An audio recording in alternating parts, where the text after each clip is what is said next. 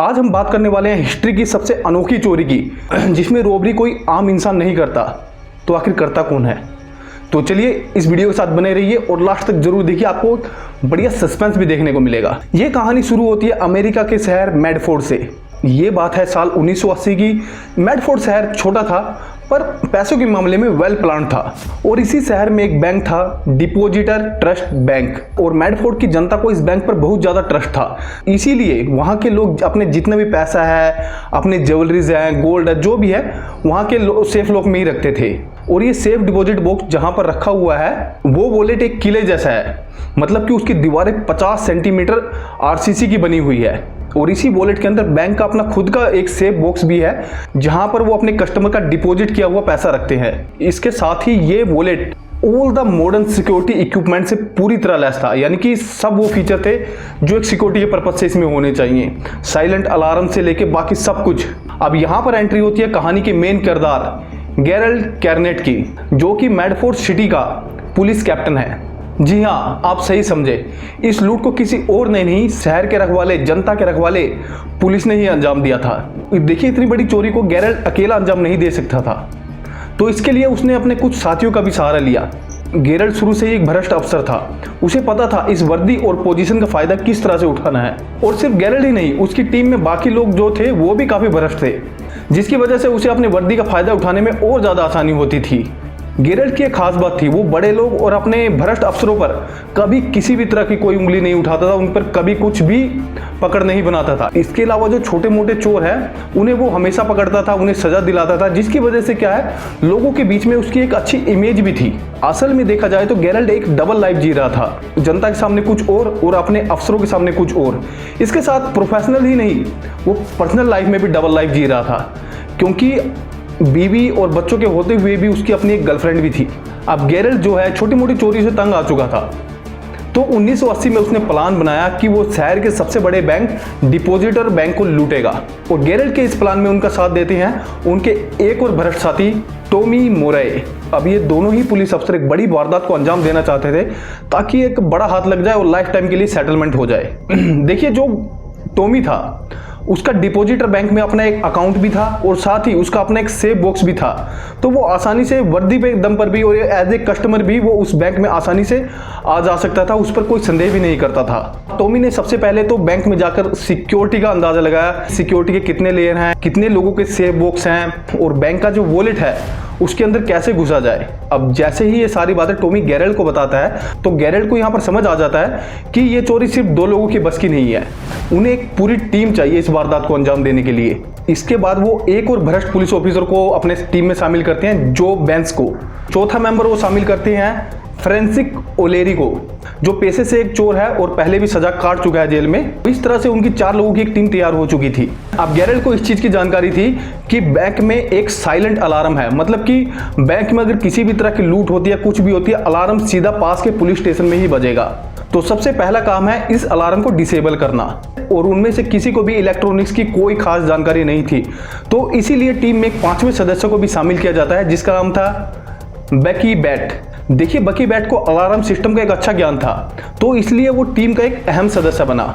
तो जाहिर सी बात है, सबसे पहला काम था बकी का, क्योंकि अलार्म सिस्टम को डिसेबल करने के बाद ही वॉलेट के अंदर घुसा जा सकता था। तो बकी ने एक अलार्म सिस्टम बनाया जो उस एडवांस सिस्टम को ब्लॉक कर सके। तो इस एडवांस सिस्टम ब्लॉकर को बनाने में बकी को 2 महीने लगे, और फाइनली ये बनकर तैयार हो चुका था 2 महीने बाद। तो यहाँ पर एडवांस सिस्टम ब्लॉकर तैयार हो चुका था। अब बारी थी वॉलेट के अंदर कैसे घुसा जाए, क्योंकि वॉलेट की दीवार जो है 50 सेंटीमीटर मोटी थी।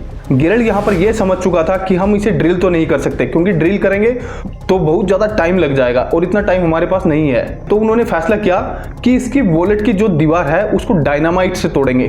पर उसमें भी एक प्रॉब्लम थी कि डायनामाइट से अगर वो फोड़ते हैं तो एक बड़ा बम धमाका होगा, जिससे जो है आसपास के लोगों को पता लग जाएगा। तो इस चीज का भी उन्होंने एक सॉल्यूशन निकाला। उन्होंने इसका तोड़ निकाला कि मेमोरियल डे पर ही हम इस वारदात को, इस लूट को अंजाम देंगे, क्योंकि मेमोरियल डे पर मेला और फायरवर्क्स होती है, और फायरवर्क्स की वजह से लोगों को पता नहीं लगेगा कि बम धमाका कहां पर हुआ है। ये एक नॉर्मल फायरवर्क्स की तरह ही लोग उसे लेंगे। इसके साथ ही मेमोरियल डे पर 3 दिन की छुट्टी भी होती है, तो उन्हें थोड़ा और टाइम मिल जाएगा। तो ठीक उसी दिन उन्होंने अपने प्लान को अंजाम दिया। मेमोरियल डे पर 5 सदस्य बैंक के पास पहुंच चुके थे। टीम के 4 मेंबर ने बैंक के अंदर घुसने का फैसला किया, जबकि जो टॉमी था उसने फैसला किया कि वो बैंक के बाहर ही रहेगा और देख रेख करेगा, कहीं कोई किसी भी तरह की कोई अड़चन तो नहीं है। देखिए, अब जो टॉमी था वो भी एक हाई रैंक पुलिस ऑफिसर था, तो दैट्स वाई अगर कोई दूसरा पुलिस अफसर उसे दिखता है तो वो उन्हें डायरेक्ट ऑर्डर भी दे सकता था। तो यहाँ उसका एक बेनिफिट था अपना। ये प्लान के हिसाब से बकी ने सबसे पहले तो अलार्म सिस्टम को बंद किया।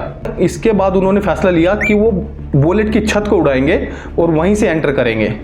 तो इसके लिए वो पास वाली दुकान से वॉलेट की छत के ऊपर जाते हैं। सबसे पहले तो उन्होंने ड्रिल से एक होल किया ताकि डायनामाइट को उसके अंदर फिट कर सकें।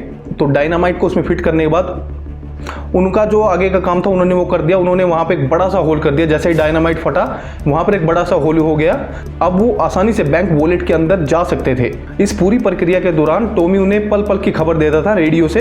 अगर सड़क से कोई गुजरता था तो वो उन्हें रुकने के लिए कहता था। देखिए, डायनामाइट से जो धमाका हुआ वो बहुत तेज था, पर मेमोरियल डे होने की वजह से उस पर किसी ने खास ध्यान नहीं दिया। तो जैसे ही छत में बड़ा सा होल हुआ तो टीम के चारों मेंबर अंदर सेफ बॉक्स और सेफ डिपॉजिटर लॉक बिल्कुल अच्छी तरह से देख सकते थे और उन्होंने फाइनली अंदर घुसने का फैसला कर लिया था। वो अंदर जा चुके थे। तो नीचे उतरते ही उन लोगों ने अपना काम बांट लिया। 2 लोग सेफ बॉक्स खोलेंगे और 2 लोग वेल्डिंग टॉर्च से बैंक सेफ लॉक को खोलेंगे। अब जैसे ही बैंक का सेफ लॉक वो खोलते हैं वो हैरान रह जाते हैं, क्योंकि उसमें सिर्फ $60,000 ही पड़े हुए थे। अब इतना तामझाम करने के बाद $60,000 मिले तो जाहिर सी बात है वे सब मायूस हो गए, क्योंकि बैंक की 3 दिन की छुट्टी होने की वजह से जो जितना भी पैसा था वो सेंट्रल बैंक में ट्रांसफर कर दिया गया था। अब चारों मेंबर निराश हो चुके थे, बट फाइनली उन्होंने फैसला लिया कि वो जितने भी सेफ डिपॉजिट बॉक्स है उन्हें तोड़ेंगे और वहां पे जो भी उन्हें मिलता है उन्हें ले लेंगे। तो धीरे धीरे उन्होंने सारे सेफ बॉक्स को तोड़ना शुरू किया, जिसके अंदर उन्हें काफ़ी पैसा भी मिला, ज्वेलरी मिली, गोल्ड बिस्किट्स मिले, डायमंड भी मिले। तो उन्होंने सारी चीज़ों को इकट्ठा कर लिया। और सेफ बॉक्स जो है बहुत ज़्यादा थे, तो एक रात में ये पॉसिबल नहीं हो सकता था। तो उन्होंने फैसला लिया कि वो नेक्स्ट नाइट फिर से आएंगे। तो इस तरह 3 दिन की छुट्टी थी वो 3 दिन लगातार चोरी करने आए। तो 3 दिन के अंदर उन्होंने सारे ही सेफ बॉक्स खोल दिए थे। अब उनकी लूट कामयाब रही, क्योंकि उन्हें जो चाहिए था वो मिल चुका है। तो सारा पैसा और ज्वेलरी इकट्ठा करने के बाद वो अपने डिजायर लोकेशन पर पहुंच चुके थे और सारे ने अपने अपने पैसे और ज्वेलरी को बांटना शुरू कर दिया। तो सबसे पहले तो कैश का बांटना शुरू किया गया। सब लोगों के हाथ में $4-4 लाख आए। अब ज्वेलरी को बांटना थोड़ा मुश्किल था, तो इसके लिए फैसला लिया गया कि ज्वेलरी को ब्लैक मार्केट में बेच दिया जाएगा। गेरेल्ट जो इस लूट का मास्टरमाइंड था, उसने फैसला लिया कि ज्वेलरी को जो बैंक्स के पास छोड़ दिया जाएगा और जो बैंक्स इन्हें बेच के जो भी पैसा आएगा वो सब में बराबर बराबर देगा, क्योंकि जो बैंक्स के पास ज्वेलरी को छुपाने के लिए एक बहुत बढ़िया जगह थी। दैट्स वाई उसे ये काम दिया गया था। तो गेरेल्ट ने यहाँ पर सबको एक राय दी कि कोई भी अपना कैश खर्च ना करे, क्योंकि जैसे ही बैंक को पता लगेगा बैंक में चोरी हुई है तो FBI इसकी इंक्वायरी करेगा। तो अपने नोट के सीरियल नंबर को लीक ना होने दे कहीं भी। अब नेक्स्ट डे जैसे ही बैंक खुलता है, बैंक वाले सब कुछ देखकर हैरान हो चुके हैं। बैंक पूरी तरह से लूट चुका है, बर्बाद हो चुका है। तो जैसे कि गेरेल्ट ने सोचा था, FBI वहाँ पर आती है और जांच पड़ताल शुरू करती है। इसके साथ ही टॉमी भी उस जांच पड़ताल का एक हिस्सा होता है। इसके साथ ही गेरेल्ट और टॉमी से भी पूछताछ होती है, क्योंकि टॉमी की उस रात वहीं पर ड्यूटी थी। गेरेल्ट से पूछताछ की गई तो उसने बताया कि वो उस रात अपनी गर्लफ्रेंड के साथ था। तो बाद में FBI ने उसकी गर्लफ्रेंड बारबरा को भी बुलाया और उससे इंक्वायरी करी क्या गेरेल्ट उसके साथ है। तो वहाँ पर उसने हाँ जवाब दिया, क्योंकि उसे जैसा सिखाया गया था उसने वैसा ही कहा। अब महीनों बीत चुके थे, FBI को किसी भी तरह का कोई सुराग नहीं मिला और अब गेरेल्ट को लगा कि सब कुछ शांत हो रहा है धीरे धीरे। अब देखिए, गेरेल्ट जो है बहुत ही समझदार इंसान था और समझदारी से काम भी ले रहा था, पर जो उसके साथी हैं, जो बेंस और टॉमी, वो अपने आप पे कंट्रोल नहीं रख पा रहे थे। वो कैश फुल उड़ा रहे थे। ज्वेलरिया जो बेंस के पास जो ज्वेलरी थी, वो ज्वेलरी वो अपनी अय्यासी में उड़ा रहा था, किसी को भी दे रहा था लड़कियों को, और ज्वेलरी को लोगों को देते वक्त वो भूल गया कि इस ज्वेलरी में बाकी लोगों का हिस्सा भी है। अब जब ये बात टॉमी को पता लगी तो वो सीधा जो बेंस के पास जाता है और वहां पर उससे बातचीत शुरू करता है। बातचीत करते करते जो है वो बातचीत एक लड़ाई में बदल जाती है और इसी बीच टॉमी जो बेंस पर गोली चला देता है। देखिए, पैसा आने की वजह से दोनों जो है नशे के भी आदी हो चुके थे। अब टॉमी को यहाँ पर गिरफ्तार कर लिया गया।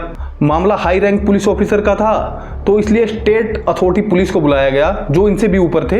अब जब हाई अथॉरिटी पुलिस ने दोनों के घर की तलाशी ली तो जो बेंस की गाड़ी में सारे ज्वेलरी देखने को मिली जो चोरी हुई थी। इसके साथ ही 1 किलो कोकीन भी उसकी गाड़ी में देखने को मिली। 1 साल पुराना केस फिर से खुल चुका था। अब गेरेल्ट को जब इस बारे में पता लगा तो वो समझ चुका था कि अब वो भी फंसने वाला है। अब वो ये भी समझ चुका था वो सिर्फ एक ही सिचुएशन में बच सकता है, अगर वो दोनों उसका नाम ना ले तो। अब महीनों बाद कोर्ट में कार्रवाई शुरू हुई। जो बेंस को जज के सामने पेश किया गया और उसने अपना जुर्म कबूल कर लिया कि हाँ उस रात उसने चोरी की थी, और इसके साथ ही उसने बाकी चारों मेंबर का भी नाम ले लिया।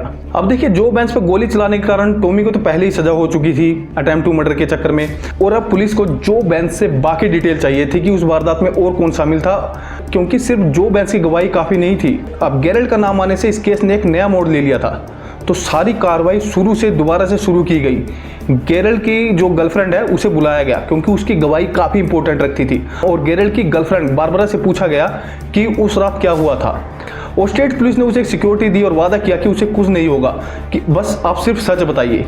तो वहाँ पर बारबरा ने सच बता दिया कि हाँ उस रात गेरल्ड जो है धूल से सना हुआ आया था और बहुत ही गंदी हालत में था, और धूल चढ़े हुए थे, सीमेंट से लिपटा हुआ था वो। बस स्टेट पुलिस को यही चाहिए था। तो अब वहाँ पर वो पक्के हो चुके थे, श्योर हो चुके थे कि गेरल्ड भी इसमें शामिल है। बस फिर क्या था, इसके बाद जो है गेरल्ड को पकड़ने के बाद बाकी जो 2 शख्स थे उन्हें भी पकड़ लिया गया। इनफैक्ट उन्हें गेरल्ड से पहले ही पकड़ लिया गया था, और 5 को पकड़ने के बाद उन्हें 30 से 40 साल की सज़ा दे दी गई। वो आज भी जो है जेल काट रहे हैं।